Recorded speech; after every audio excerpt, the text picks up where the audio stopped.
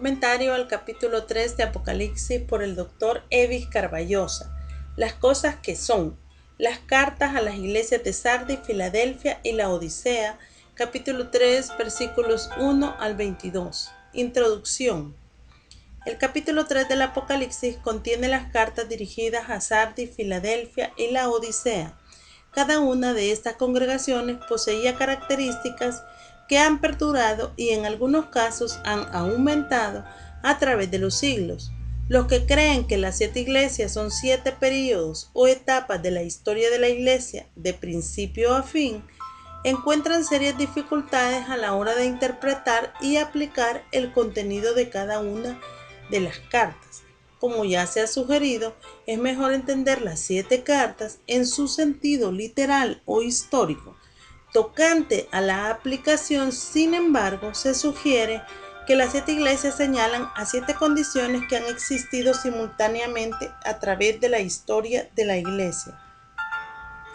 El mensaje a la iglesia de Sardis, capítulo 3, versículos 1 al 6. Bosquejo. 1. El destinatario, versículo 1a. 2. La descripción del Señor, versículo 1b. 3. La acusación, versículo 1c y 2. 4. La exhortación, versículo 2 y 3a. 5. La advertencia, versículo 3b. 6. El reconocimiento, versículo 4a. 7. La promesa, versículo 4b al 6. Notas exegéticas y comentarios. Versículo 1. Escribe al ángel de la iglesia en Sardis. Por el siglo VI a.C., Sardis era una de las ciudades más poderosas del mundo conocido. Hasta el año 549 a.C. fue la capital del reino de Lidia. Sardis estaba estratégicamente situada, de modo que sus habitantes se sentían seguros, considerando la ciudad inexpugnable al ataque de ejércitos enemigos. Sin embargo, Sardis fue capturada por los persas en el año 549 a.C., destruida por los jónicos en el año 501 a.C.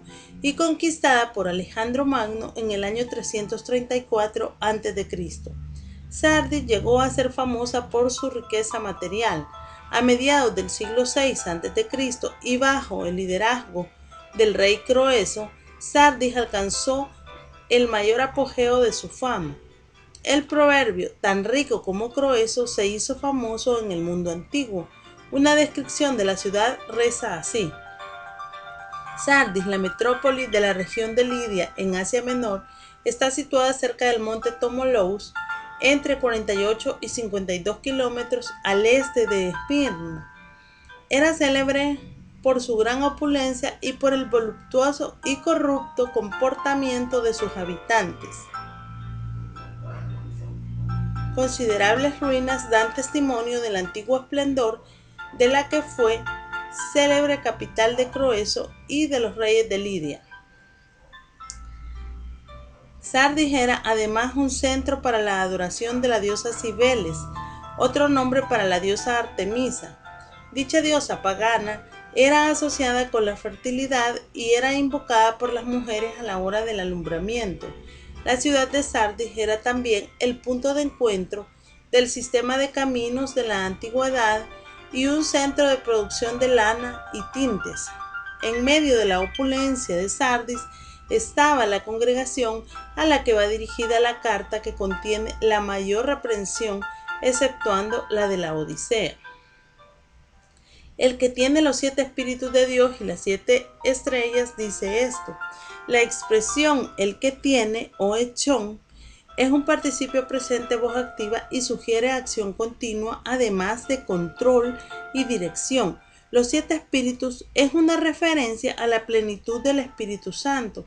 Dicha expresión habla de la plenitud de capacitación y de vida inherentes en el Espíritu y que están a la disposición de la iglesia de Sardis a pesar de su condición de mortandad espiritual. El genitivo de Dios sugiere la doctrina de la procesión del Espíritu, es decir, de la relación eterna entre las 3 personas de la Trinidad. El Señor Jesucristo también tiene control sobre las 7 estrellas, es decir, los mensajeros de las iglesias. Ver 1:16 y 20. La mención de las 7 estrellas apunta al hecho de que el Señor tiene control sobre las 7 iglesias y las hace estrictamente responsables de responder ante una provisión espiritual tan abundante. Como señala Thomas, su constante control no se limita a los mensajeros representados en las estrellas, sino que se extiende a través de ellos a toda la iglesia. Él quiere asegurarse de que los candeleros en cada comunidad están brillando tan intensamente como deben. Sardis representa una situación donde la iglesia ciertamente no emitía luz espiritual como debía hacerlo. La iglesia de Sardis atravesaba una profunda crisis espiritual. En realidad pudiera decirse que estaba espiritualmente muerta o agonizando. Solo el Señor, a través del Espíritu Santo, podía reavivar aquella congregación y sacarla de su letargo y decadencia. Yo conozco tus obras. Esta frase apunta a la omnisciencia del Señor. Él tiene un conocimiento absoluto y perfecto de todas las cosas. Nada, pasado, presente o futuro, se esconde de Él. Que tienes nombre de que vives y estás muerto. Es probable que esta declaración refleje la condición misma de los habitantes de Sardis. Cuando el Apocalipsis se escribió, ya la gloria y fama de la ciudad de Sardis habían pasado a la historia. Es probable que los habitantes de aquella ciudad continuaran manteniendo el orgullo de la gloria pasada sin tomar en cuenta de que vivían en una situación diferente. El Señor pronuncia una cuádruple acusación contra la congregación de Sardis. 1. En primer lugar, Sardis tenía una falsa reputación de vida. Un nombre de que vives sugiere que quienes contemplaban la congregación de Sardis deducían que era una congregación cuyos signos vitales eran aceptables.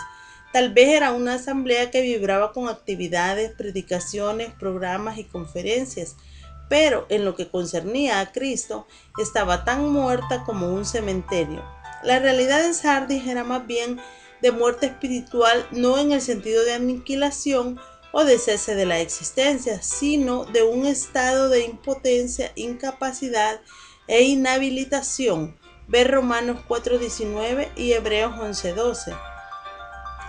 La frase es enfática en el texto griego, que un nombre tienes de que vives, pero muerto estás. La congregación de Sardis solo vivía en apariencia, pero en realidad, en lo que a Dios se refiere, estaba muerta. 2.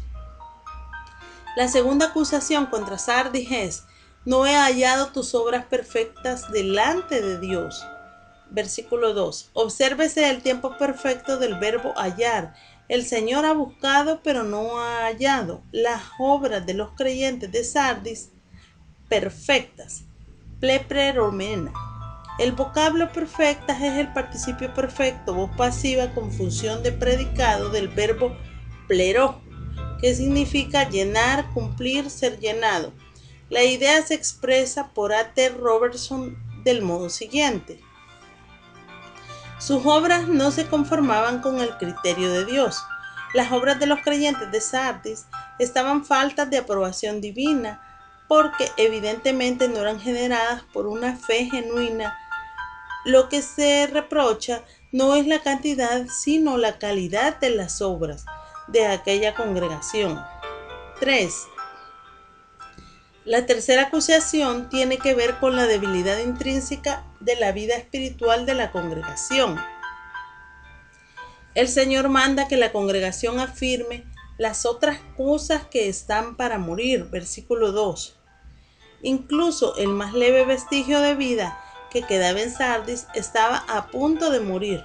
Los valores que aún permanecían continuaban declinando cuando Jesús pronunció este mandamiento.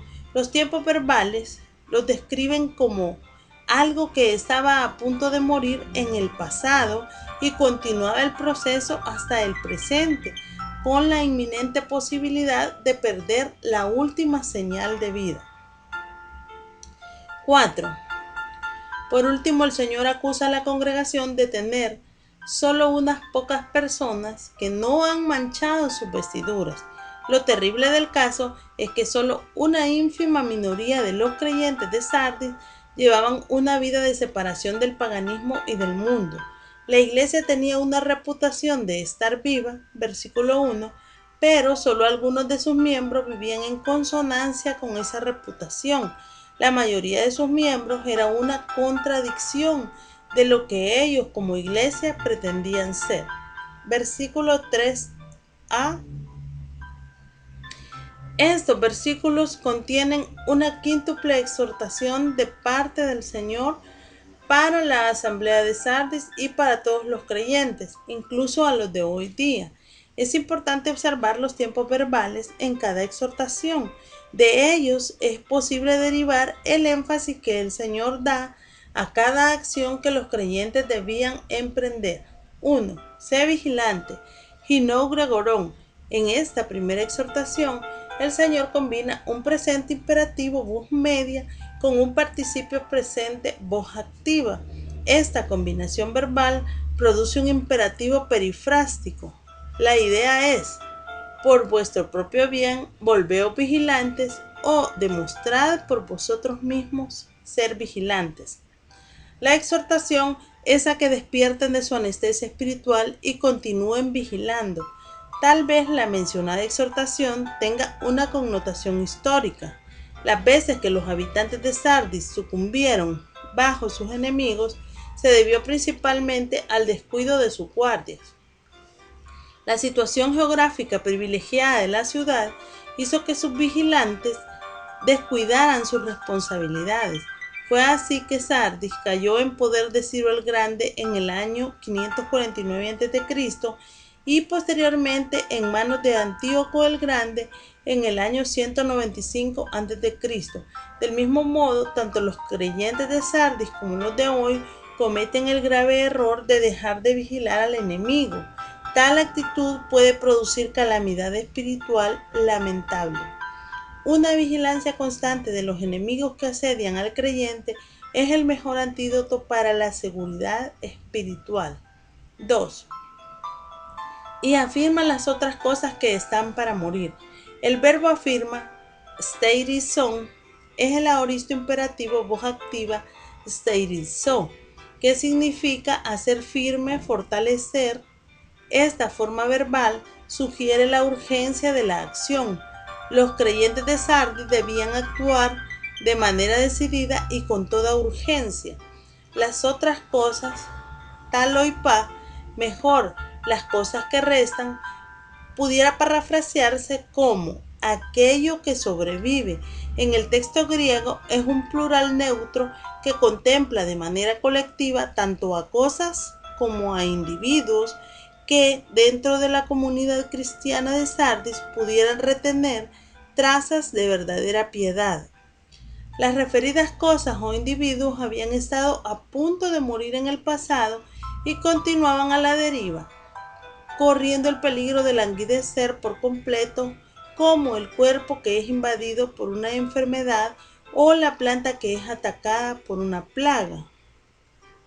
Las dos exhortaciones anteriores se deben a que el Señor ha escudriñado las obras de los creyentes de Sardis y no las ha hallado perfectas delante de Él. Evidentemente, las obras de aquellos creyentes no eran producto de la fe, sino de la carne, y por lo tanto no contenían la calidad que agrada a Dios. Versículo 3.3. Acuérdate pues de lo que has recibido y oído. Esta es la tercera exhortación. El verbo acuérdate, neimonene, es el presente imperativo, voz activa.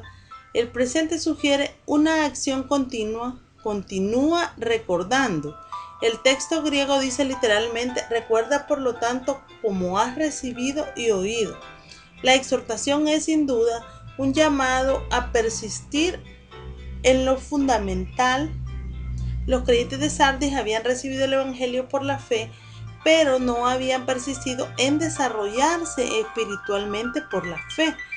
Ese descuido había producido el olvido de la necesidad de mantener una relación personal con el Señor.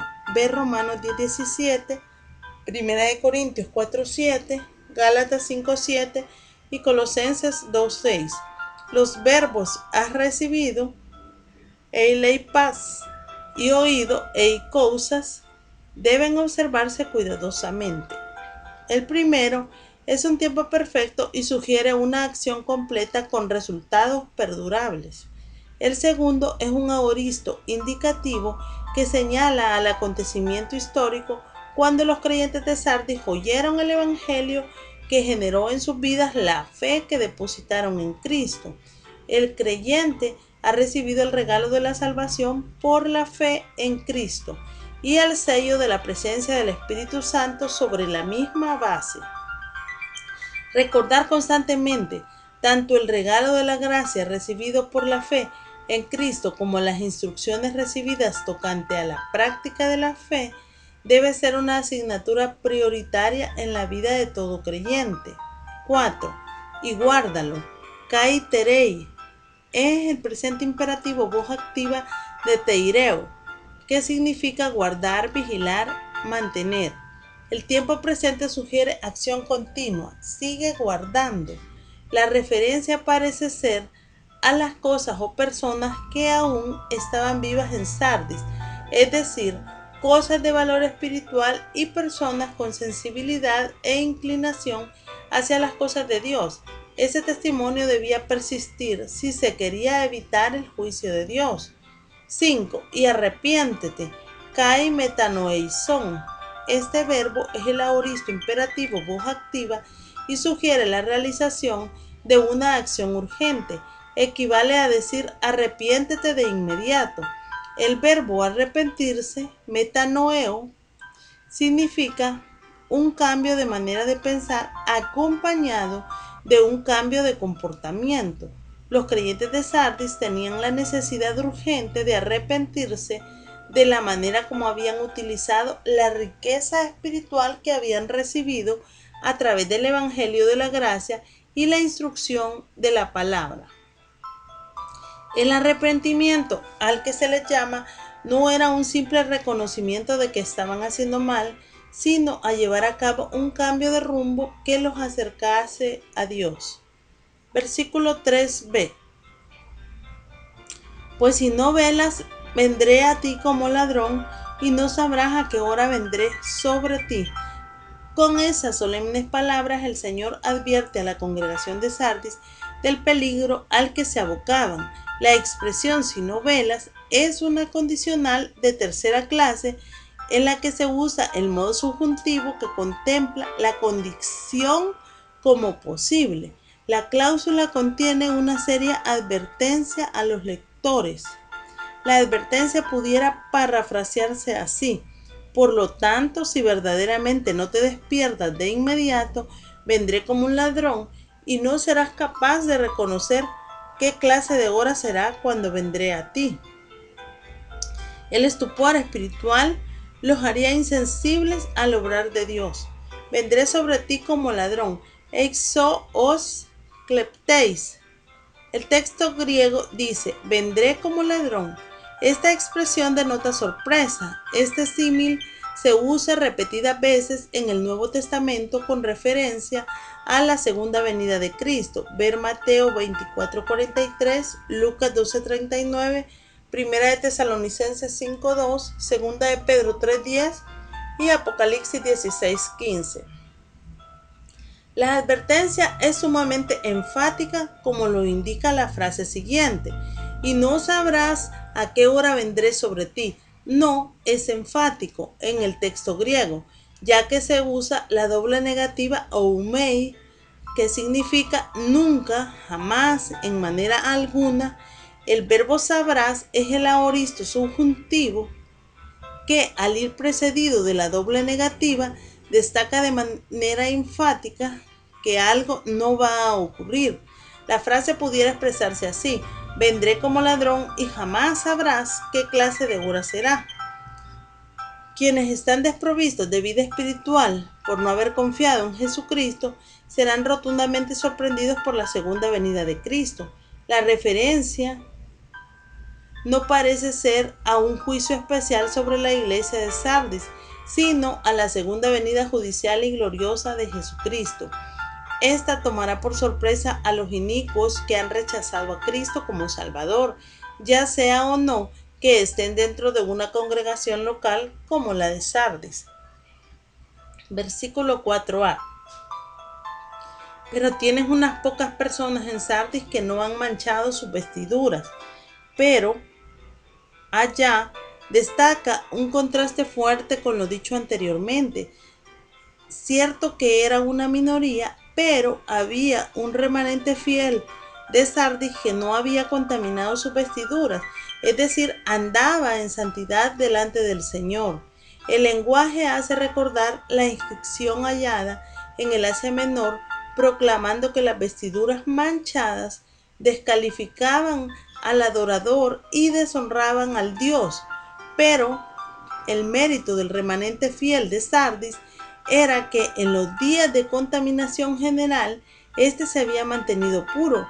Muy poco se conoce de la historia de la iglesia de Sardis, pero durante la segunda mitad del siglo II hubo un hombre conocido como Melitón, obispo de Sardis, que sobresalió en todo el Asia Menor como un dedicado siervo de Dios.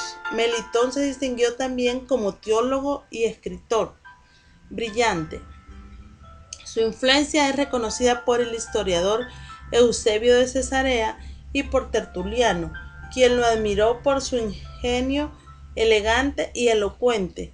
Sin duda, Melitón, aunque vivió después que el Apocalipsis se escribió, puede clasificarse como alguien de Sardis que no manchó sus vestiduras. Versículo 4b. Comenzando en la mitad del versículo 4, hay una lista de 3 promesas concretas que el Señor hace al remanente fiel de Sardis. 1. Y andarán conmigo en vestiduras blancas porque son dignas. El verbo andarán o caminarán es el futuro indicativo voz activa y sugiere una realidad que tendrá su seguro cumplimiento. La frase expresa comunión íntima y personal conmigo. La expresión en vestiduras blancas habla de la pureza y la santidad que Dios exige para que alguien entre en su presencia. Debido al rechazo de contaminar sus vestiduras mientras se hallaban bajo gran presión cultural, Cristo sustituirá sus vestidos humanos no manchados con otros que son blancos por criterio divino. El remanente fiel experimentará la perpetuidad de su antigua vida de separación terrenal y de comunión con el Señor, y andarán en perfecta comunión con Cristo en su reino. La anticipación de vestir tales vestidos y disfrutar de la compañía personal de Cristo proporciona un amplio incentivo para la fidelidad continua de los pocos de Sardis que se mantenían firmes frente al oleaje de apatía que se había apoderado de la mayoría de la iglesia. Porque son dignas. Hoy, axioi eisin. Esta frase no se refiere a dignidad absoluta. Todo ser humano es indigno de las bendiciones de Dios. Hay, sin embargo, una dignidad relativa que se atribuye a los santos en Cristo. Ver Lucas 20:35, Efesios 4:1, Filipenses 1:27, Colosenses 1:10, Primera de Tesalonicenses 2:12 y Segunda de Tesalonicenses 1:5. El creyente no posee méritos personales que lo capaciten para agradar a Dios por sí mismo. El cristiano tiene que apelar a los méritos de Cristo, puesto que solo Él es digno delante del Padre Celestial. Versículo 5. El que venciere será vestido de vestiduras blancas. Esto podría ser una repetición por razón de énfasis o una ampliación de la promesa del versículo 4. El vencedor será revestido de vestiduras blancas como una exhibición de festividad. Eclesiastés 9:8 y de victoria final. Apocalipsis 7:14 y 19:14. Es además un galardón adecuado para quienes rechazaron la corrupción de Sardis y un reconocimiento público de fidelidad a Cristo. Versículo 5b. Y no borraré su nombre del libro de la vida. Esta solemne declaración expresa la segunda promesa del Señor al remanente fiel de Sardis. La promesa es enfática. El vocablo no es la traducción de la doble negación oumei, que puede traducirse como nunca, jamás, de ninguna manera. El verbo borraré, exaleipso, es el futuro indicativo voz activa de exaleipo, que significa eliminar, borrar. Rienecker explica lo siguiente. En el Antiguo Testamento, el libro de la vida era el registro de todos los que tenían ciudadanía en la comunidad teocrática de Israel. La idea también era común en el mundo secular y todas las ciudades griegas y romanas de aquellos tiempos mantenían una lista de ciudadanos en conformidad con su clase o tribus, en la que los nuevos ciudadanos eran inscritos y de la que ciudadanos indignos eran borrados. La promesa aquí es positiva de que los nombres de estos de ninguna manera serán borrados del libro de la vida. Por supuesto, no se trata de nombres que solo profesaban tener vida, sino que en realidad la poseían. Hay quienes ven aquí la posibilidad de la pérdida de la salvación. Tal enseñanza, sin embargo, no aparece por ningún sitio en la Biblia. Hay más de 150 pasajes bíblicos que de manera definitiva enseñan la seguridad de la salvación de quien ha puesto su fe en Cristo. Recuérdese que toda doctrina debe tener fundamento bíblico y no ser producto de la experiencia humana. Pasajes tales como Juan 5:24, Juan 10:27 al 29, Romanos 8:1, Filipenses 1:6 y muchos otros enseñan de manera enfática la seguridad de la salvación de aquel que en realidad ha confiado en Cristo como Salvador personal. En el Antiguo Testamento, Éxodo 32:32, Moisés pidió a Dios que quitase su nombre del libro de la vida, tu libro que has escrito, pero la petición le fue denegada. Igualmente Pablo en Romanos 9:3 deseaba ser anatema con tal que su pueblo fuera salvo. Lo que Pablo deseaba era imposible porque la salvación es un hecho irreversible como el nacimiento físico. Ve Romanos 11:29, Filipenses 1:6. En los tiempos antiguos los nombres de quienes morían físicamente eran borrados de las listas o registros de las ciudades. Las autoridades solo mantenían en el padrón a ciudadanos vivos. De la misma manera, en el libro de la vida solo permanecen inscritos los nombres de quienes tienen vida espiritual por haber puesto su fe y confianza en la persona de Jesucristo.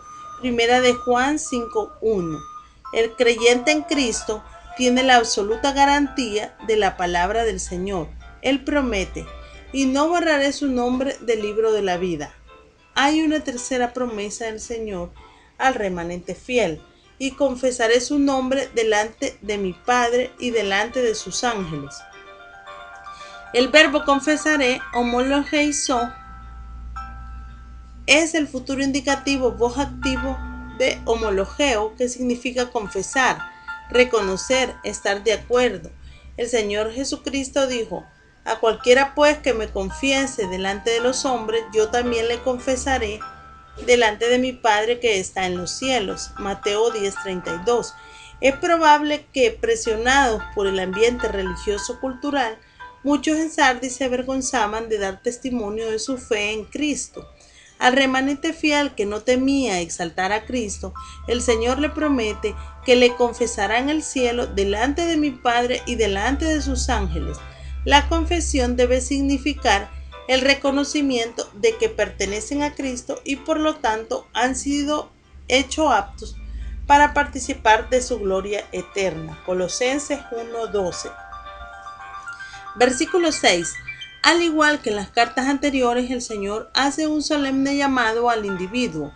El que tiene oído, oiga lo que el Espíritu dice a las iglesias. En última instancia, la responsabilidad es siempre personal.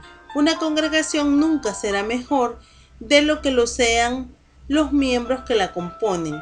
El Espíritu habla a las iglesias a través del apóstol, pero el mensaje es personal para cada uno de los componentes de la asamblea y para nosotros hoy día. Resumen. La iglesia de Sardis era culpable de una sorprendente aridez espiritual. Al parecer, la congregación había caído en la complacencia personal y había abandonado la responsabilidad de testificar de Cristo. La asamblea había estado languideciendo por varios años, tal vez décadas. Se asemejaban a una lámpara a punto de terminársele el combustible y por lo tanto estaban para morir. Es probable que la mayoría de los miembros solo profesaba ser cristianos, pero no había nacido de nuevo. Sin embargo, había un remanente que, aunque pequeño, era fiel al Señor. A quienes solo profesaban ser cristianos, el Señor les advierte de las consecuencias de permanecer en la condición en la que se encontraban y les convida a actuar con prontitud. El remanente fiel, por el contrario, recibe promesas maravillosas. 1. Serán vestidos con vestiduras blancas, símbolo de la condición perpetua de santidad. 2. Andarán con el Señor, descripción de una comunión eterna con Cristo. 3. Sus nombres no serán borrados del libro de la vida, confirmación de la salvación eterna que recibieron por la fe en Cristo. Y 4. Sus nombres serán confesados delante del Padre y de los ángeles, reconocimiento de la fidelidad y el servicio desplegados para el Señor en situaciones difíciles. Las iglesias de hoy día y los cristianos como individuos deben prestar oído al mensaje del Señor a la iglesia de Sardis. Hoy como entonces las iglesias necesitan ser vigilantes y fortalecer las cosas que quedan. Es necesario advertir que no basta con tener el nombre inscrito en el libro o registro de una iglesia aquí en la tierra. Lo verdaderamente importante es tener la certeza de que por la fe en la persona del Señor Jesucristo, nuestro nombre ha sido inscrito en el libro de la vida.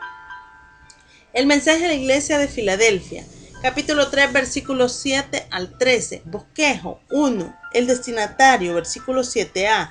2. La descripción del Señor, versículo 7b. 2.1. Su deidad. 2.2. Su humanidad. 3. La aprobación del Señor, versículos 8 al 10. 4. La advertencia del Señor, versículo 11. 5. La promesa y la invitación del Señor, versículos 12 y 13. 6. La exhortación, versículo 13. Notas exegéticas y comentarios, versículo 7a. Escribe al ángel de la iglesia en Filadelfia. La ciudad de Filadelfia estaba ubicada en el valle del río Cógamo, cerca del paso que conduce a la principal ruta de comercio desde el río Meander al valle del Hermuz. Una amplia planicie junto al monte Tomoló fue fundada por el rey Átalo II en el año 189 a.C., de modo que cuando el Apocalipsis se escribió, Filadelfia era una ciudad relativamente joven, situada a unos 56 kilómetros al este de Sardis y a 158 de Esmirna. Esta ciudad era víctima de constantes y devastadores terremotos. El nombre Filadelfia significa amor fraternal, en honor a su fundador Átalo II, quien había recibido ese epíteto debido a que mantenía una relación muy estrecha con su hermano Eumenes II, rey de Lidia.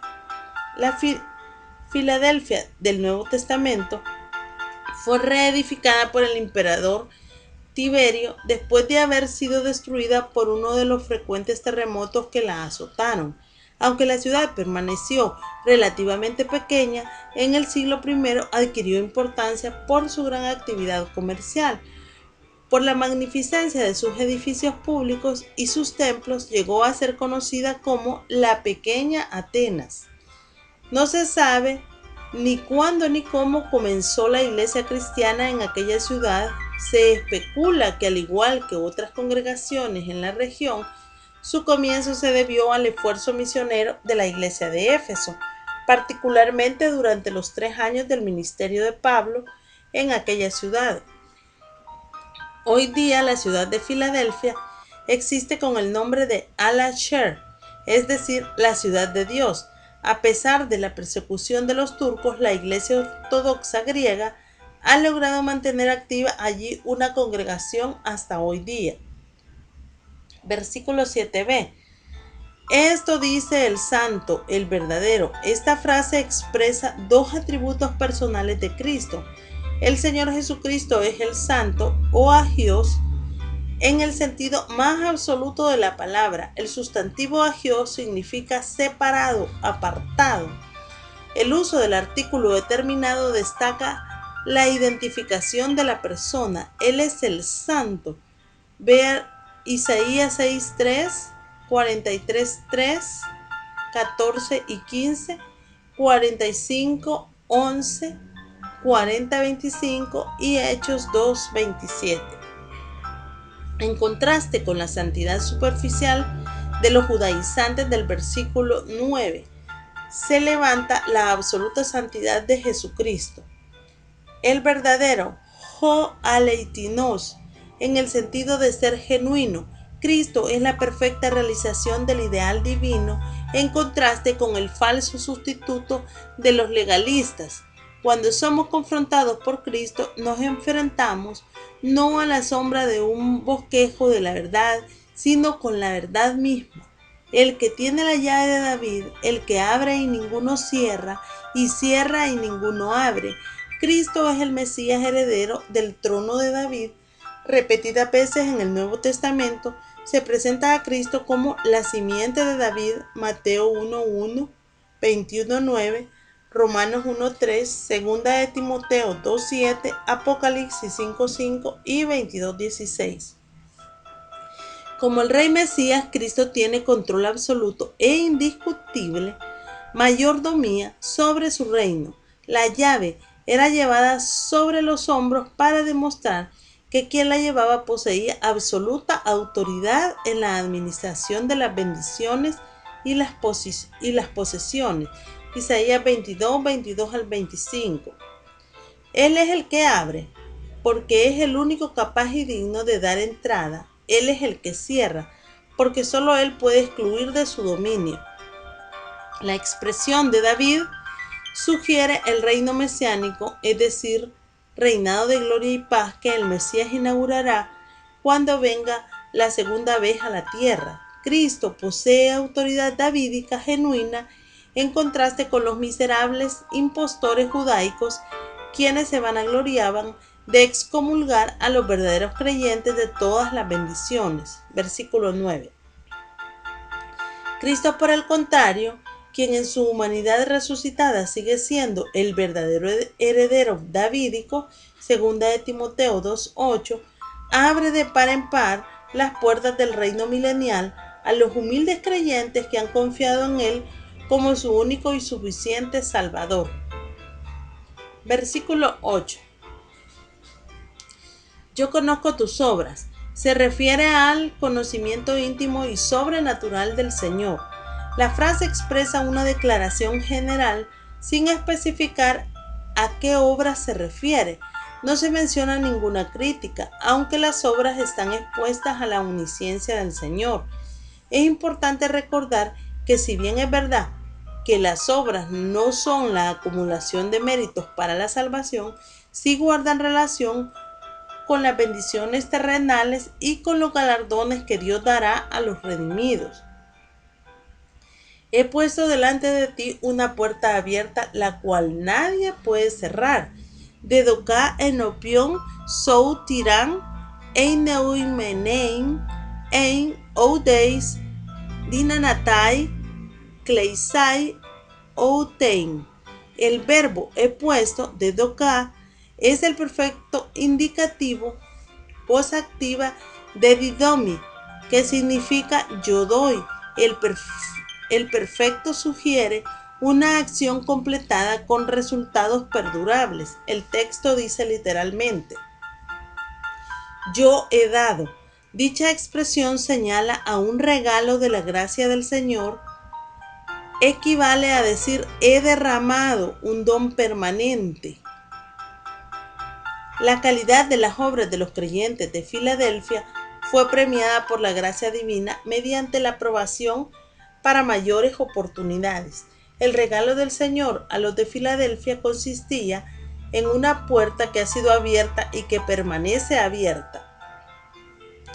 La puerta abierta tiene que ver con la oportunidad para predicar el Evangelio a pesar de la oposición de los enemigos de la fe cristiana o quizá con la amplia entrada en el reino del Mesías. La puerta tenía que ser abierta sobrenaturalmente por Cristo, debido a que la oposición satánica intentaba cerrarla de inmediato. Satanás usa agentes inicuos, 1 Corintios 16:9, la prisión, Colosenses 4:3, maquinaciones, Colosenses 2:2 y 11 y 12, y a los mismos demonios para intentar apagar la llama del testimonio cristiano, Efesios 6, 12 y 13. Los cristianos de Filadelfia podían aprovechar la puerta abierta llevando el Evangelio a las regiones de Misia, Lidia y Frigia. La iglesia cristiana hoy día puede llevar el mensaje a todos los rincones de la tierra haciendo uso adecuado de las oportunidades y los medios modernos que Dios ha provisto. Quizá lo que está ausente hoy en muchas congregaciones es el celo evangelístico y la visión misionera. El Señor da 3 razones en cuanto al por qué la iglesia de Filadelfia es digna de reconocimiento. 1. Tienes poca fuerza. En la superficie esta frase podría tomarse como una crítica, pero el entorno del pasaje parece indicar que es una demostración de aprecio. Es probable que la congregación tuviese poca influencia entre los ciudadanos de Filadelfia, pero sus obras eran irreprensibles. Tal vez los creyentes de Filadelfia pertenecían a la clase proletaria sin poder político ni económico, pero guardaban un excelente testimonio. 2. Ha guardado mi palabra. El verbo ha guardado, eteireisás, es el aoristo primero, modo indicativo, voz activa de teireo. El aoristo contempla el hecho histórico y el modo indicativo destaca la realidad del hecho. Los creyentes de Filadelfia habían demostrado lealtad hacia la palabra de Dios a pesar de las dificultades. Las circunstancias no les habían hecho alterar el contenido del mensaje. 3. Y no has negado mi nombre, ou eirneisó to onomá mou. El verbo has negado, eirneisó, es el aoristo indicativo voz media de arniomai. El aoristo se refiere a un momento concreto en el pasado cuando probablemente los creyentes de Filadelfia fueron convidados a negar su relación con Cristo. En una situación específica de prueba, los cristianos de Filadelfia se mantuvieron firmes y fieles en sus convicciones. Versículo 9. He aquí yo entrego de la sinagoga de Satanás a los que se dicen ser judíos y no lo son, sino que mienten. La expresión he aquí y do se usa para llamar la atención a la acción divina contra los judaizantes que perseguían a los cristianos. Yo entrego, dido, mejor yo doy. Este verbo describe la sorprendente sujeción de los incorregibles opositores judaizantes por la gracia soberana de Dios, quienes antes eran blasfemos, 2:9, ahora han sido doblegados, 3:9. El verdadero judío no solo lo es físicamente, sino que debe serlo también espiritualmente. Romanos 2:28 y 29. El judío genuino es aquel que tiene la fe de Abraham. El verdadero hijo de Abraham no persigue ni al Mesías ni a sus seguidores. Juan 8:39 al 47. He aquí yo haré que vengan y se postren a tus pies y reconozcan que yo te he amado. Los judíos perseguidores de los cristianos tendrían que hacer algo que en realidad ellos repudiaban, rendir homenaje a los gentiles. Obsérvese, sin embargo, que lo hacen por intervención divina. He aquí, ido, aparece por tercera vez, versículos 8 al 9, como llamada de atención de algo que Dios hace. Yo haré que vengan y se postren a tus pies. Es un cuadro que presenta al enemigo inclinándose delante de su conquistador. Ver Éxodos 11:8, Isaías 49:23 y 60:14. El Señor no dice cuándo ocurrirá que los judíos adoren a los pies de los cristianos y reconozcan que les ha amado. Es de suponer que tal acontecimiento ocurra con la conversión de judíos a la fe cristiana y por lo tanto vengan a formar parte de la iglesia, cuerpo de Cristo. Es ahora en esta dispensación cuando el judío es enseñado por los gentiles cómo acercarse a Dios en el reino glorioso del Mesías. Cuando Israel sea restaurada a su lugar de privilegio, será el judío quien enseñará al gentil. Isaías 60 del 1 al 16. Y reconozcan que yo te he amado. Kai nosim otiego eiga peisa. C. El judío daba por sentado que Dios no podía amar a los gentiles. Creía que Dios era solo Dios de los judíos. Los gentiles eran pecadores y por lo tanto indignos del amor de Dios. Reconozcan. Es el segundo aoristo subjuntivo voz activa de ginosco, que significa conocer por experiencia. El tiempo aoristo destaca el acontecimiento histórico. El modo subjuntivo realiza una función de futuro. En el Nuevo Testamento el subjuntivo se usa con mayor frecuencia que el futuro indicativo. Aquí es una continuación de la cláusula de propósito que comienza con el que y na, que aparece en el medio del versículo 9, que vengan. El judío que ha perseguido y blasfemado a los cristianos aquí en la tierra, un día tendrá que reconocer que el Señor ha amado al gentil. Apocalipsis 1:5. Versículo 10. Por cuanto ha guardado la palabra de mi paciencia, oti eteireisas ton, logon teis hipomoneis mou. El Señor reconoce y congratula a los creyentes de Filadelfia por haber sido fieles en medio de las pruebas y dificultades.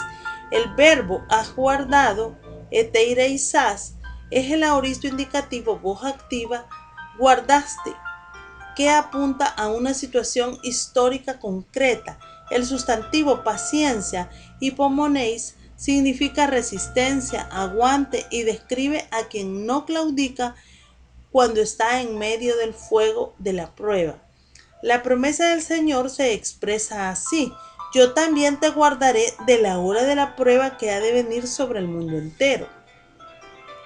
La importancia del contenido de esta promesa no debe ser minimizada. Su comprensión tiene que tomar en cuenta una adecuada exégesis del texto que conduzca a una hermenéutica congruente con el pasaje en particular y con el argumento del mismo libro del Apocalipsis.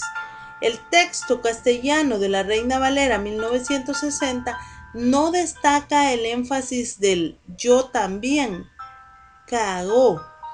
Su uso aquí sugiere reciprocidad y su traducción sería yo también por mi parte.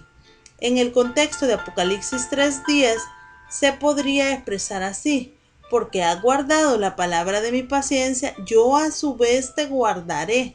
Ahora bien, la promesa del Señor se extiende a la hora de la prueba que ha de venir sobre el mundo entero. ¿Qué significa esa frase? La respuesta a esa pregunta es de vital importancia.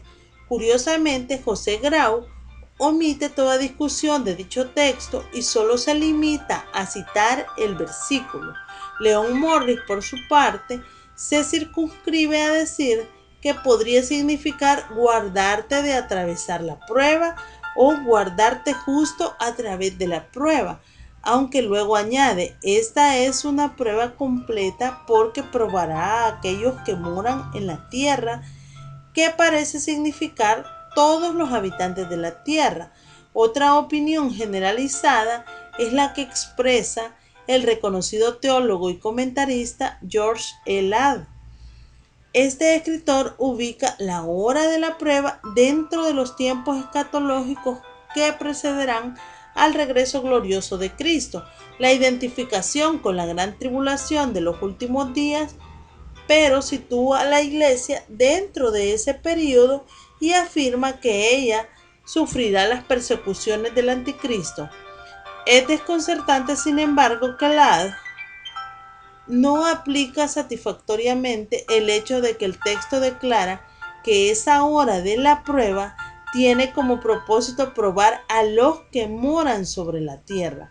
Es decir, la prueba referida en el pasaje no está diseñada para la iglesia, sino evidentemente para el mundo inicuo. Otra cuestión importante que necesita aclararse es el significado de la preposición de, ek, que aparece en la expresión te libraré de, se teireizó ek. Hay quienes piensan que dicha frase se refiere a preservar a través de o mientras se atraviesa por la hora de la prueba. Otros, sin embargo, entienden que la referencia es a una liberación que consiste en remover del escenario de los sufrimientos antes que la hora de la prueba comience. Quienes entienden que el versículo se refiere a una preservación a través de la prueba, insisten en que la iglesia pasará por la gran tribulación y por lo general intentan interpretar el significado de ek, de, sobre la base de Juan 17:15 y Santiago 1:27, pero de inmediato se confrontan serias dificultades. En primer lugar, en Juan 17:15 la petición del Señor es que los discípulos sean preservados del mal, mientras que en Apocalipsis 3:10 pide que sean guardados de un periodo de tiempo durante el cual Dios ha de derramar su juicio sobre la tierra. En Apocalipsis 3:10 la petición del Señor es sumamente enfática. Él no pide que los creyentes sean librados de la prueba, sino que lo sean de la hora misma de la prueba, es decir, del tiempo en que los juicios de Dios sobre la humanidad inicua se harán efectivos. Los creyentes no son sacados de la hora de la prueba, sino librados de o mantenidos fuera de la hora de la prueba. Si un entrenador de fútbol le dice a un jugador que lo va a dejar fuera del partido, dicho jugador debe entender que no va a jugar en ningún momento. Pero si le dice que lo va a sacar del partido, el jugador correctamente entiende que en algún momento estará jugando hasta que sea sacado del partido. La promesa del Señor claramente afirma que los que han confiado en Cristo quedarán por completo fuera de la hora de la prueba, cuyo objetivo es probar a los moradores de la tierra. Se ha argumentado que la preposición griega ek, de, en muchos casos toma el significado de fuera de en medio. Ver Gálatas 1:8 y Apocalipsis 7:14. Si bien es cierto que dicha preposición en algunos casos podría significar fuera de en medio de, debe observarse que en Apocalipsis 7:14 el verbo usado con dicha preposición es un verbo de acción, erchomai, que requiere el uso de la preposición ek. Estos son los que han salido de ek, la gran tribulación. En el caso de Apocalipsis 3:10, el verbo guardaré, teireizó, no exige el uso de dicha preposición a menos que el escritor tuviese la intención deliberada de indicar que quiere decir librar de o mantener fuera de. Si el autor hubiese querido decir librar de en medio de, hubiese usado la preposición griega en. Y si hubiese querido decir librar a través de, la preposición dia habría dado mayor claridad a la expresión. Una interpretación normal del pasaje conduce a la conclusión de que la hora de la prueba Teisorastou Peirasmou se refiere a ese periodo de juicio y tribulación que precede al establecimiento del reino mesiánico. Dicho periodo se menciona en Daniel 12, Mateo 24, Marcos 13 y 2 de Tesalonicenses 2 y abarca los capítulos 6 al 19 del Apocalipsis. La hora de la prueba se refiere sin duda a la 70ª semana de la profecía de Daniel 9:27 por las siguientes razones. 1. Afectará al mundo entero. El texto dice que ha de venir sobre el mundo entero. Teis meiouseis, erchestai, epi teis, oikoumeneis, oleis. Es decir, actuará sobre toda la tierra habitada. Oikoumeneis, oleis. Esa gran tribulación será universal. Mateo 24, 14 y 21. Afectará a todos los seres humanos, Mateo 24, 22, y será un periodo único, puesto que si no fuese acortado, nadie sobreviviría. Tal cosa jamás ha ocurrido en la tierra hasta el día de hoy. 2. Dicha tribulación tiene como propósito probar a los que moran sobre la tierra. El verbo probar, peirasai, es el aoristo primero modo infinitivo voz activa de peirazó y sugiere propósito. La expresión los que moran sobre la tierra es una frase cliché usada en el Apocalipsis repetidas veces. Ver Apocalipsis 6:10, 8:3, 11:10, 12:12 y 14:6 y se refiere a los que no poseen ciudadanía celestial. Sus hogares, corazones, honor, ilusiones y esperanza están totalmente centrados en la tierra. Estos constituyen una clase particular de gente que será dejada en la tierra y que sufrirán la ira divina. La promesa de ser removidos de la tierra antes que comience la hora de la prueba debió de servir de aliento y consuelo a los creyentes de Filadelfia. Ellos habían guardado la palabra de la paciencia del Señor, habían sido fieles en su compromiso cristiano. Si lo que les esperaba a cambio era ser preservados mientras pasaban por una tribulación sin precedentes, eso no hubiese significado ningún consuelo para ellos. Recuérdese que la hora de la prueba afectará al mundo entero sin excepción. Incluso los convertidos durante la gran tribulación sufrirán físicamente hasta el punto de que muchos de ellos morirán por dar testimonio de su fe. Ver Apocalipsis 6, 9 al 11, 7, 14 y 13, 7. Walbor escribe: el punto de vista que opta por la remoción de la escena es satisfactorio también porque proporciona un significado adecuado de la hora de la prueba. Un periodo de tiempo durante el cual existe la prueba. Si la promesa concerniese a la prueba misma, la liberación concebiblemente podría ser parcial, pero la promesa es considerablemente fortalecida al referirse al periodo mismo, de manera que la expresión se enuncia de la manera más enfática posible, al efecto de que la iglesia de Filadelfia sería librada de ese periodo. ¿Por qué la iglesia guardada de la hora de la prueba? Obsérvese que la promesa del Señor, porque has guardado la palabra de mi paciencia, yo a su vez te guardaré de la hora de la prueba. Texto griego. Es cierto que la iglesia no está exenta de tribulación, pero su tribulación es presente. Ver Juan 15, 18 al 21 y 16, 33. Debido a que la iglesia ahora sufre y padece por causa de Cristo, esa es una razón primordial de por qué no tendrá que sufrir los juicios de la futura gran tribulación.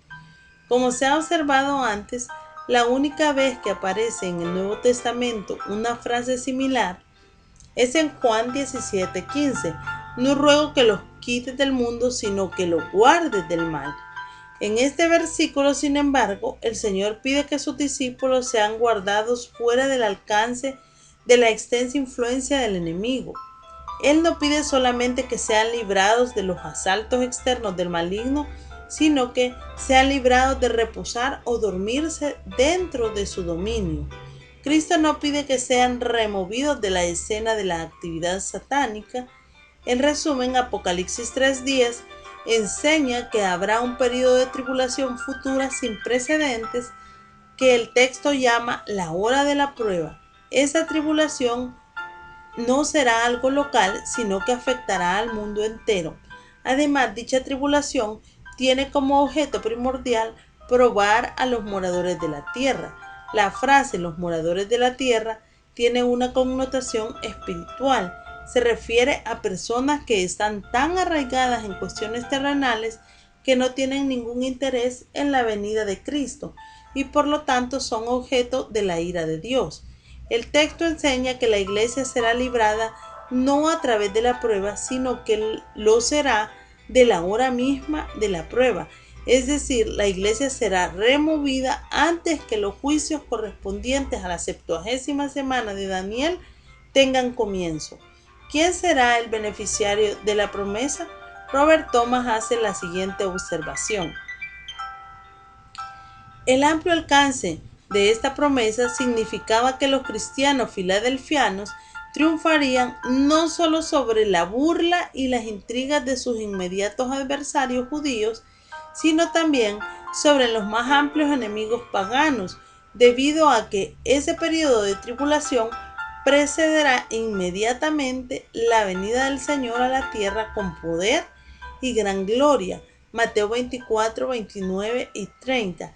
Y debido a que la generación a la que Juan escribió estas palabras hace mucho tiempo que desapareció, la representación de Filadelfia no solo de las otras 6 iglesias del Asia, sino también de la Iglesia universal a través de la era presente es evidente. Versículo 11. He aquí yo vengo pronto. Erchomai tachi. En el texto griego solo dice vengo pronto. La misma frase aparece en Apocalipsis 2:16, 22:7 y 12 y 20. Véase también 1:7. El tiempo presente del verbo y el adverbio tachi, pronto, sugieren un acontecimiento rápido e inesperado, no necesariamente inmediato. La declaración tiene que ver con el suceso del rapto de la iglesia y al igual que en 2:25 constituye una exhortación a asirse de la esperanza que es propia del cristiano. La verdadera iglesia tiene que resistir solo hasta el día del rapto, mientras que la falsa iglesia tiene que sufrir los juicios de la gran tribulación. Retén lo que tienes para que ninguno tome tu corona. Lo que tenemos ahora constituye nuestra corona en el futuro. Pablo escribió, porque ¿cuál es nuestra esperanza o gozo o corona de que me gloríe? ¿No lo sois vosotros delante de nuestro Señor Jesucristo en su venida? Primera de Tesalonicenses 2:19. El cristiano no pierde la salvación, pero sí puede perder su galardón, la corona, estefanón. Era un collar de laurel que se entregaba al vencedor para que ninguno tome tu corona. Esta frase no sugiere que la corona o galardón podía ser robado, sino que se podía perder legalmente, como el atleta que llega a la meta pero es descalificado por haber quebrantado alguna norma de la competencia. Los creyentes de Filadelfia, igual que los de hoy día, son exhortados a asirse firmemente, kratei, de las riquezas espirituales que Dios ha derramado sobre ellos hasta el día que estén en la presencia del Señor. Versículo 12. Al que venciere, es decir, el vencedor o todo aquel que ha nacido de nuevo por la fe en Cristo, yo le haré columna en el templo de mi Dios. El sustantivo columna, silón o pilar, sugiere estabilidad y permanencia. Un candelero puede ser removido de su lugar, pero un pilar no. En el templo de mi Dios, mejor en el santuario de mi Dios. La preposición en sugiere un lugar dentro del santuario y del lugar santísimo. no afuera como parte del pórtico o de la entrada. Ver como contraste Primera de Reyes 7:21, y nunca más saldrá de ahí. Esta frase es enfática, nunca es la doble negativa may, que significa jamás, bajo ninguna circunstancia. El creyente no tendrá ningún deseo de salir de la presencia de Dios, tal como una columna no desea abandonar el edificio donde está colocada. No habrá más separación. Romanos 8:35 al 39.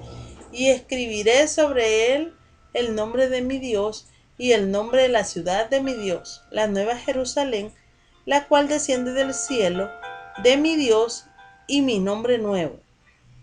Obsérvese la triple repetición del sustantivo nombre, onomá, que aquí sugiere identificación y pertenencia.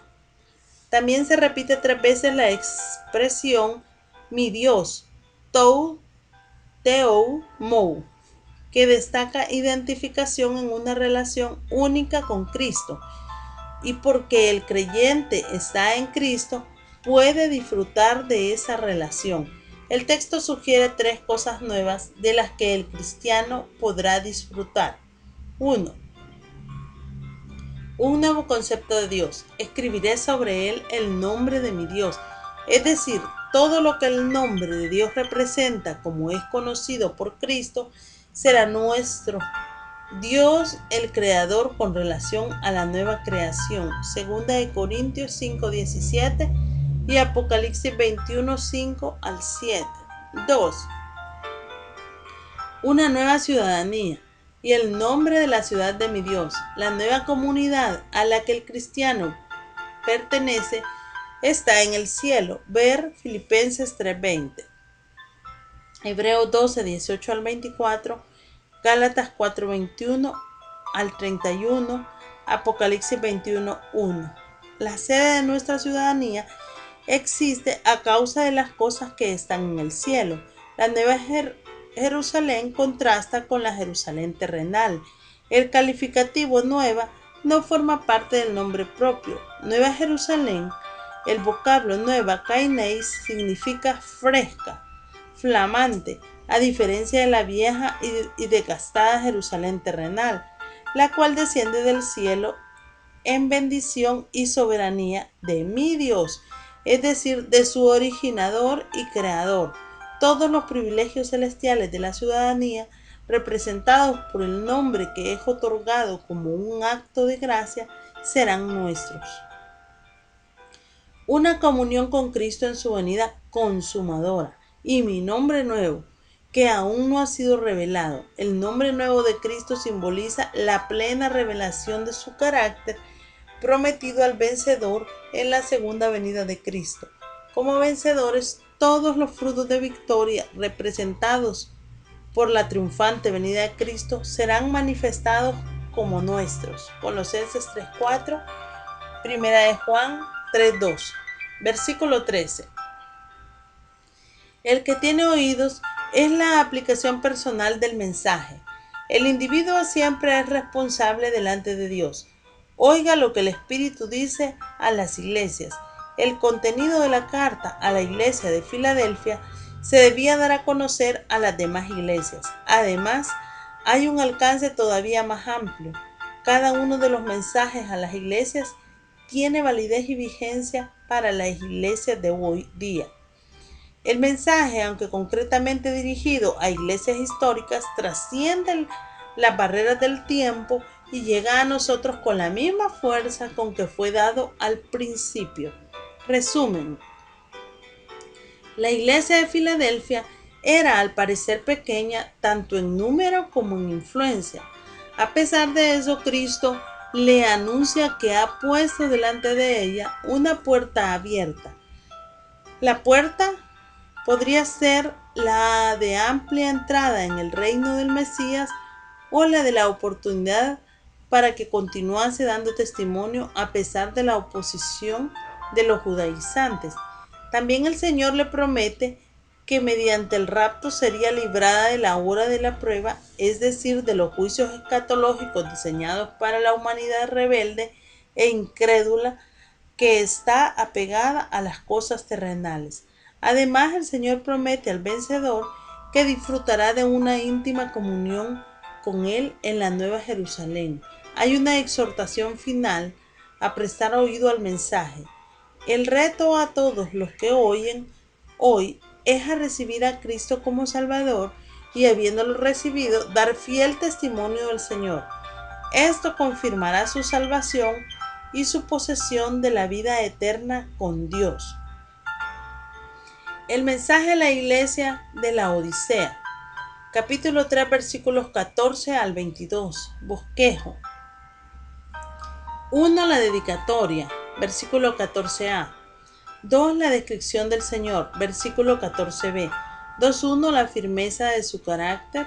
2.2. La fidelidad de su proclamación. 2.3. La preeminencia de su persona. 3. La denuncia basada en la evaluación. Versículos 15 y 16. 4. La condenación por la autosuficiencia. Versículo 17. 5. La exhortación a la recapacitación. Versículo 18. 6. La advertencia a encarar la disciplina. Versículo 19. 7. La promesa al remanente fiel. Versículos 20 y 21. 8. El llamado a escuchar la voz del Espíritu. Versículo 22. Versículo 14. Y escribe al ángel de la iglesia en la Odisea. La ciudad de la Odisea fue fundada por Antíoco II en el año 261 al 246 a.C. y nombrada así en honor de su esposa. La Odisea fue establecida como una base militar para proteger la frontera norte del reino de Antíoco. La ciudad estaba situada en el valle del río Lico, a 80 kilómetros al sureste de Filadelfia, cerca de Colosas y Hierápolis, y a 192 al este-sureste de Esmirna. La Odisea era favorecida, además, por su cercanía a dos importantes rutas comerciales imperiales. Una de las rutas partía de Éfeso y la costa del mar Egeo y terminaba en la meseta de Anatolia. La otra se iniciaba en la capital provincial, en Pérgamo, continuaba hacia el sur hasta el Mediterráneo, terminando en Atalia, en la región de Panfilia. Durante el Imperio Romano, la Odisea llegó a ser la ciudad más rica de Frigia, bendecida con la tierra fértil del valle del río Lico. La Odisea era poseedora de ricos pastos para la crianza de ovejas, haciendo uso de cruces cuidadosos. Los ganaderos de la Odisea lograron conseguir la producción de una lana negra, suave y brillante, cuya comercialización estaba en gran demanda. La Odisea era poseedora de una escuela de medicina que había sido establecida en conexión con el templo de Men-Kharau, una deidad asociada con la sanidad. Los maestros de dicha escuela llegaron a producir un ungüento con propiedades para curar enfermedades de los oídos y un colirio para las enfermedades de la vista. Quizá el principal problema de la ciudad yacía en el abastecimiento del agua.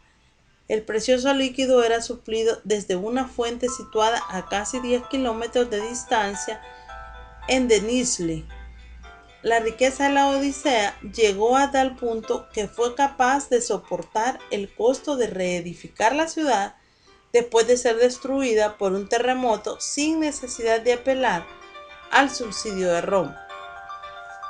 La iglesia de la Odisea fue probablemente establecida por algún discípulo de Pablo, tal vez Epafras, cuando el apóstol ministraba en Éfeso.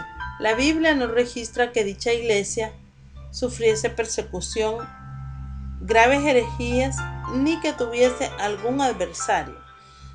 Tampoco se cita a un remanente, pero sí se menciona la tibieza general y la indiferencia espiritual de dicha congregación. La carga a la Odisea termina con una interrogante implícita. ¿Hay en esta congregación a lo menos un solo individuo dispuesto a oír? He aquí el amén, el testigo fiel y el verdadero, el principio de la creación de Dios, dice esto. Con esta frase saturada de enseñanza, Cristo se presenta a sí mismo a la iglesia de la Odisea. Cristo es el ejemplo perfecto de esas virtudes tan conspicuamente ausentes en la Odisea. Las características de Cristo enunciadas en el texto se pueden resumir así. 1. Firme en su propósito. Cristo es el amén, o amén. Aunque dicho vocablo aparece repetidas veces en los evangelios como una llamada de atención, de cierto, aquí se usa como un nombre propio acompañado del artículo determinado. Cristo es el amén a sus propias promesas. De ahí que sus promesas sean fijas, firmes, inconmovibles y de rígido cumplimiento. 2. Fiel en su proclamación. El testigo fiel y verdadero. Como testigo Cristo es a. Fiel en cuanto a su constancia, es decir, no falla en la ejecución de su testimonio. Y b. Verdadero o genuino en cuanto a su contenido. Él hace exactamente lo que ha prometido hacer. 3. Preeminente en su posición. El principio de la creación de Dios. Hei archei teis kiseos tou teou. Cristo no es la primera de las criaturas como creían los arrianos y como creen y enseñan los testigos de Jehová y los mormones hoy día, sino que es la fuente de origen de la creación a través de quien Dios obra. Colosenses 1:15 y 16, Juan 1:3, Hebreos 1:2. Cristo es la causa, cabeza y centro del universo. Esta descripción personal de Cristo constituye una censura del egocentrismo de los creyentes de la Odisea. Viene el día en que todo será redimido en conformidad con la voluntad del gran originador. En el reino mesiánico todo será gobernado por Cristo como el Dios de la creación, Señor de las huestes celestiales, el postrer Adán, el Hijo del Hombre, la simiente de Abraham, el heredero de todo, el profeta como Moisés, el Hijo de Dios, cabeza de la iglesia, el rey mesiánico que reinará en triunfo davídico y con una gloria infinitamente mayor que la de Salomón. Las ilusorias y transitorias riquezas de la Odisea no son dignas de compararse con todos los tesoros de la sabiduría y del conocimiento escondidos en Cristo. Colosenses 2:3. 15. Versículo 15. Yo conozco tus obras, que ni eres frío ni caliente. El conocimiento sobrenatural de Cristo penetra hasta lo más profundo y escudriña las obras de los creyentes de la Odisea. La inútil tibieza de aquella asamblea no escapa del escrutinio del Señor. El veredicto del Señor es que los de la Odisea no eran ni fríos ni calientes, no eran fríos como el hielo para que pudieran reconocer su profunda necesidad, tampoco eran calientes, hirvientes, de manera que estuviesen en consonancia con el criterio de Cristo. Versículo 16. El calificativo de tibio, chiliauros, sugiere que hubo un tiempo en que los creyentes eran calientes, pero ahora se habían enfriado. Los tibios manantiales cercanos a Hierápolis eran claramente visibles desde la Odisea. Esos manantiales no proporcionaban ni agua potable ni aguas termales con propiedades terapéuticas. Tibio, por lo tanto, sugiere sin uso adecuado, sin eficacia. En el versículo 15 el Señor dice: ojalá fueses frío o caliente. Eisei opelon psicros eis ei cestos. Es decir, desearía que frío fueses o caliente. El deseo del Señor respecto a los creyentes de la Odisea manifiesta su compasión y contrariedad por lo que podrían haber sido. La advertencia del Señor es: pero por cuanto eres tibio, te vomitaré de mi boca. Mejor, estoy a punto de vomitarte de mi boca. Esta acción sugiere rechazo con disgusto extremo. Versículo 17.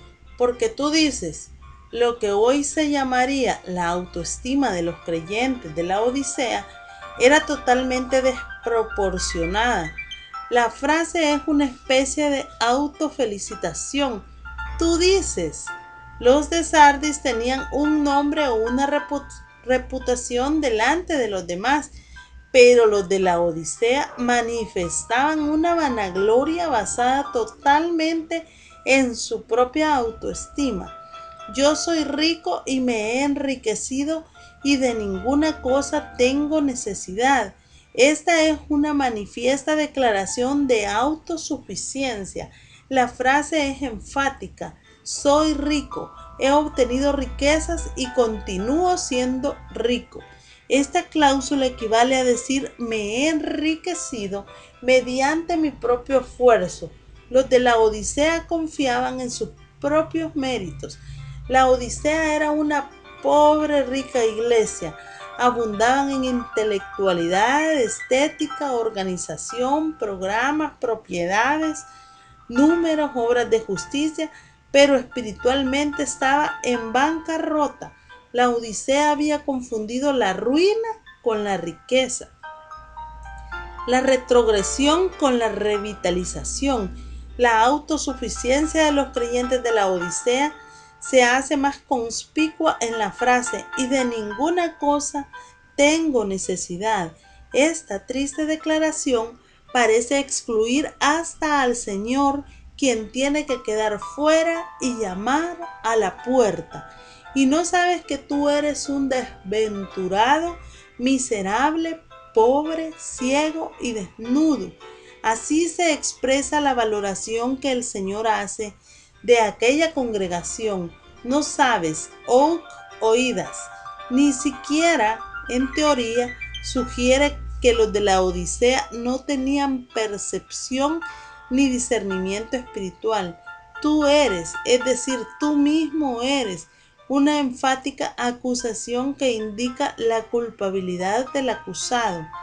El desventurado, miserable, pobre, ciego y desnudo, la Reina Valera 1960 omite el artículo determinado de manera inexplicable. Dicho artículo es importante. Se usa un solo artículo, pero gramaticalmente su función se asocia con los 5 calificativos, indicando que los 5 adjetivos se aplican a una misma persona. Tú eres el desventurado, miserable, pobre, ciego, desnudo. La iglesia de la Odisea era desventurada y miserable, un objeto de lástima debido a una triple condición. 1. Pobre, espiritualmente en bancarrota como un mendigo que nada tiene. Ciego, irremediablemente incapaz de ver su propia condición. Desnudo, sin un mínimo de genuina vestidura espiritual. Versículo 18. Por tanto, yo te aconsejo que de mí compres oro refinado en fuego. En el texto griego no aparece la expresión por tanto. El verbo aconsejo, symboleo, es el presente indicativo voz activa. El Señor no da un mandamiento, sino que hace una oferta de gracia. Con una perspectiva de las cosas tan terriblemente distorsionadas, la iglesia de la Odisea necesitaba ser corregida.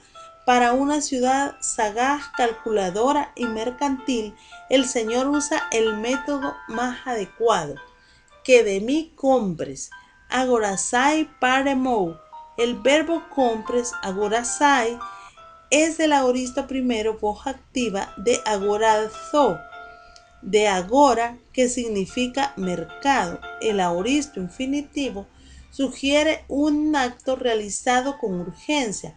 En realidad, la Odisea estaba en bancarrota y por lo tanto no podía comprar nada, pero no era una cuestión de dinero.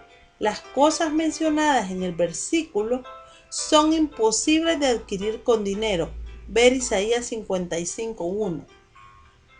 Sin dinero y sin precio. El precio que la Odisea debía pagar era el abandono de su estado de complacencia y egocentrismo.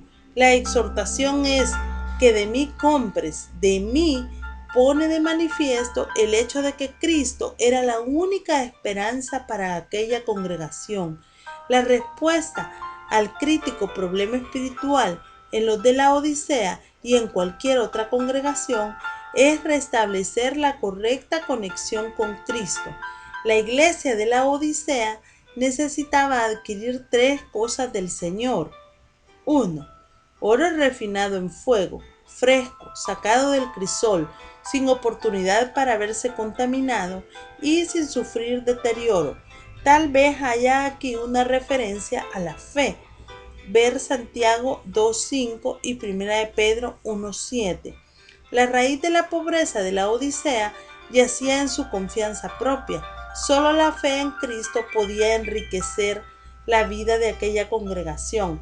Obsérvese la cláusula de propósito. Para que seas rico y na plouteiseis. La verdadera riqueza es la que se acumula en el cielo. Ver Mateo 6:19 al 21 y Filipenses 3:7 y 8. 2. Y vestiduras blancas para vestirte y que no se descubra la vergüenza de tu desnudez.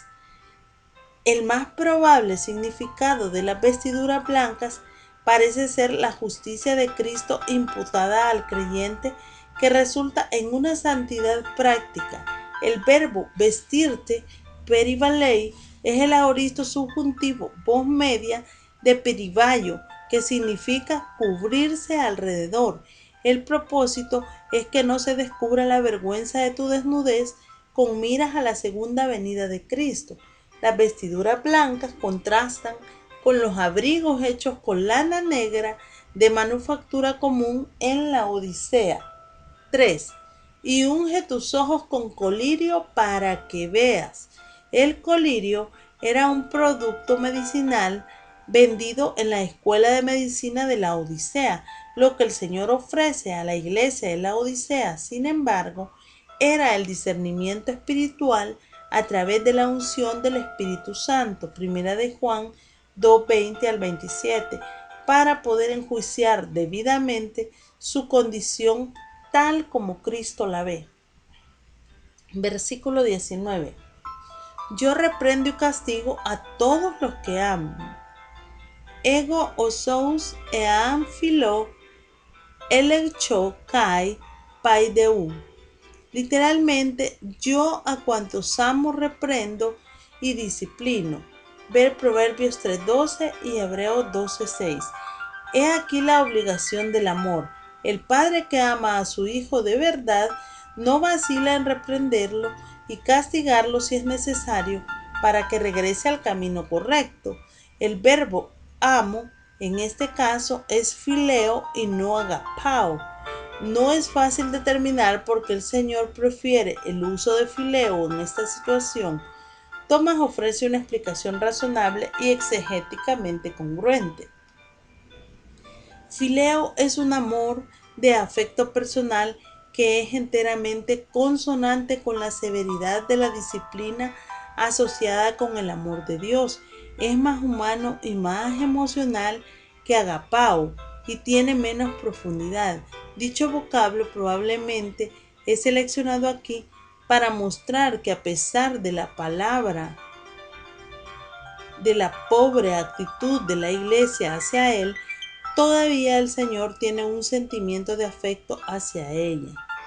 La sorprendente selección de este término emocional viene como una tierna e inesperada manifestación de amor hacia quienes lo merecen menos entre las 7 iglesias. Dios aplica acción disciplinaria cuando sus hijos la necesitan. La disciplina puede ser en forma de reprensión, yo reprendo, eleccho, con el resultante reconocimiento de culpa.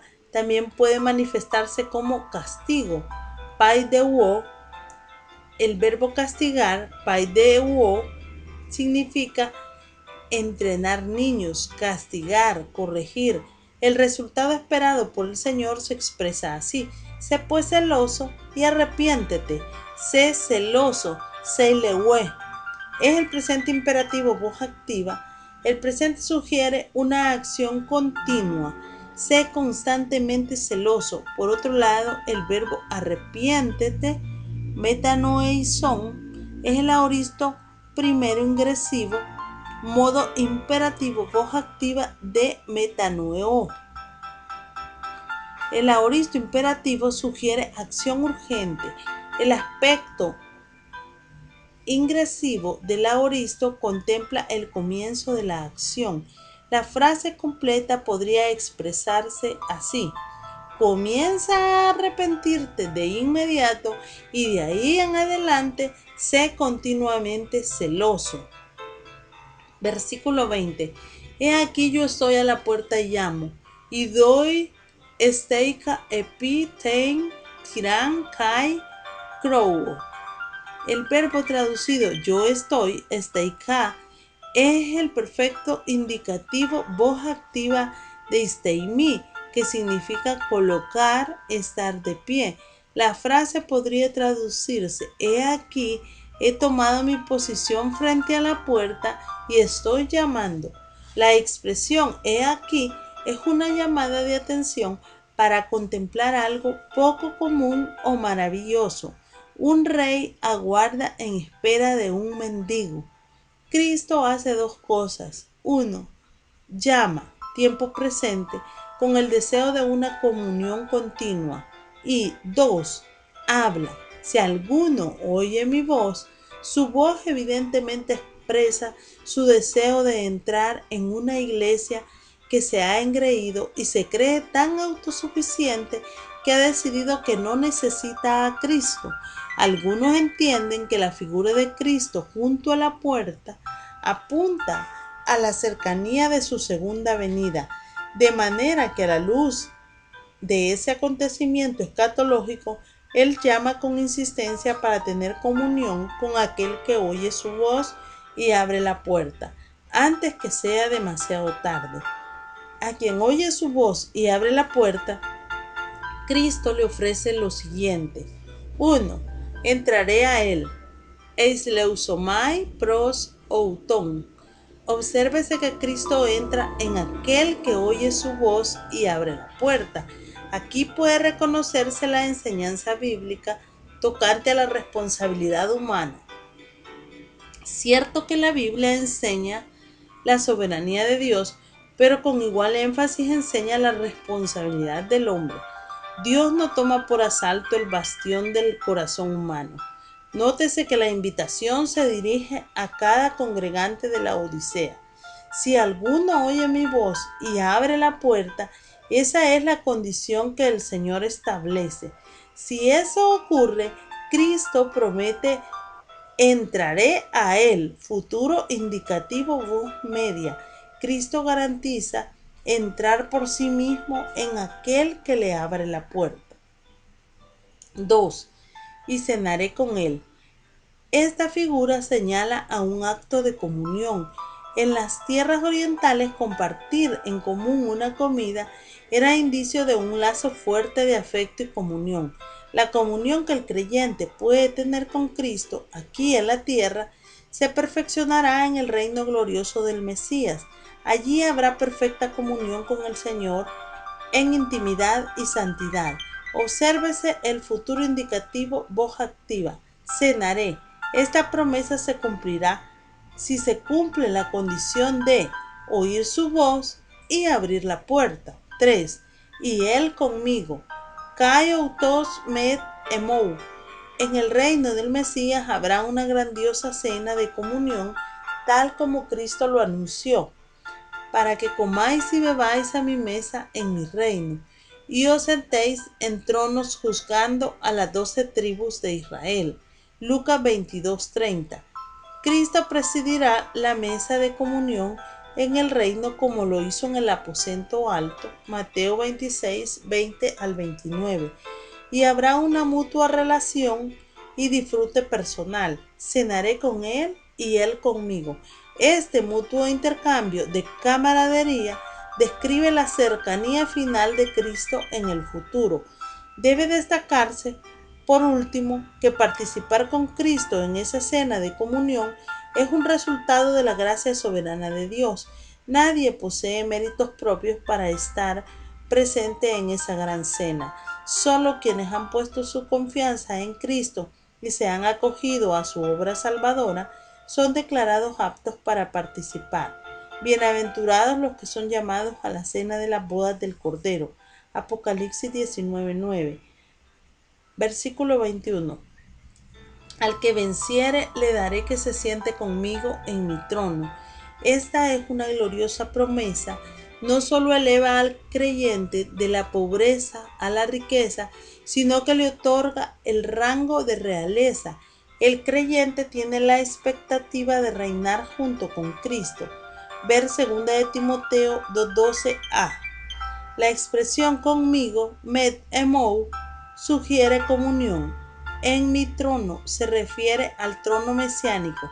Los tronos orientales eran una especie de diván o sofá ancho, donde el monarca se sentaba con las piernas cruzadas y en el que había espacio para más de una persona. El trono de Cristo, mi trono, es una referencia al trono mesiánico prometido por Dios al rey David. En 2 de Samuel 7:17, ver Lucas 1:30 al 33. La diferenciación entre el trono de Cristo y el trono del Padre no es sencillamente retórica. Esta provee diferentes aspectos del programa futuro de Dios. Ver 1 de Corintios 15:24 al 28. Al reconocer la consumación final en la tierra del reino de Cristo, a su regreso, su trono es aquel del que él es heredero como hijo de David. Ver Salmo 122:5, Ezequiel 43:7, Lucas 1:32. Él lo ha de ocupar cuando vuelva en su gloria. Lucas 1:32, Daniel 7:13 y 14, Mateo 25:31. Hechos 2:30, Hebreos 2:5 al 8 y Apocalipsis 20:4. La ocupación del trono de David por Cristo es uno de los énfasis principales del Apocalipsis desde el principio hasta el final. Ver 1:5 y 7, 22:16. El vencedor tendrá la dicha de sentarse con Cristo en su trono, así como yo he vencido y me he sentado con mi Padre en su trono. El verbo he vencido, enikeisa, es un aoristo histórico y enfoca la victoria de Cristo tanto en la cruz como en su resurrección. En su muerte y su resurrección, Cristo venció al pecado, a la muerte y al diablo. Su victoria fue rotunda y definitiva. Me he sentado, ekaetizá. También es un aoristo histórico. He tomado mi asiento. Su obra fue perfectamente acabada y por lo tanto ascendió al cielo a la presencia del Padre para ser exaltado al lugar de honor. Efesios 1:20, Hebreos 1:3, 8:1 y 12:2. Y sentarse con el Padre en su trono. Versículo 22. El que tiene oído oiga lo que el Espíritu dice a las iglesias. Con estas palabras termina el mensaje a cada una de las 7 iglesias. Lo que el Espíritu dice a las iglesias, también lo dice al creyente como individuo. Resumen y conclusión. Los capítulos 2 y 3 del Apocalipsis constituyen una unidad dentro de la estructura del libro, aunque deben interpretarse y ser comprendidos a la luz del mensaje total del Apocalipsis. Las 7 cartas son mensajes dirigidos a 7 iglesias históricas que existían en el Asia Menor y en las que Juan el apóstol tuvo un amplio ministerio. Dichas iglesias además representaban 7 condiciones que han existido simultáneamente en cada siglo de la historia de la iglesia. Las cartas contienen, por lo tanto, exhortaciones, advertencias, recriminaciones y reconocimientos que pueden y deben aplicarse a las iglesias de hoy día. No debe perderse de vista, sin embargo, que el mensaje central del Apocalipsis gira alrededor de la segunda venida de Cristo y la consumación de su reinado glorioso. Este reinado será inaugurado personalmente por el Rey Mesías en su segunda venida. Antes de su venida corporal y visible, tendrá lugar el cumplimiento de la 70ª semana del profeta Daniel 9:27. Esa semana de años se identifica con la gran tribulación o juicios escatológicos que afectarán al mundo entero. Mateo 24:21 y Apocalipsis 3:10. El Señor promete librar a su iglesia de la hora misma de la prueba. Esta liberación no será una protección a través de la prueba, sino una liberación que consistirá en sacar a la iglesia de la tierra antes que esos juicios tengan lugar.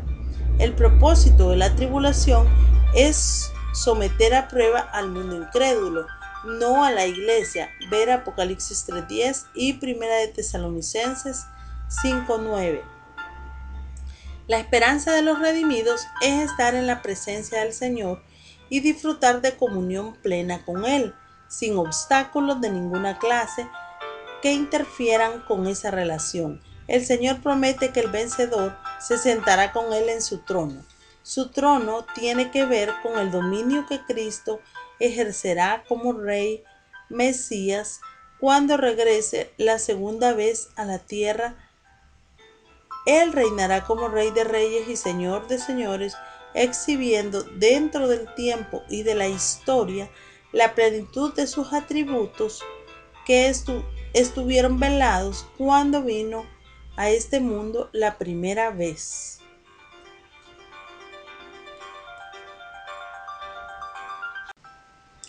La esperanza de los redimidos es estar en la presencia del Señor y disfrutar de comunión plena con Él, sin obstáculos de ninguna clase que interfieran con esa relación. El Señor promete que el vencedor se sentará con Él en su trono. Su trono tiene que ver con el dominio que Cristo ejercerá como Rey Mesías cuando regrese la segunda vez a la tierra.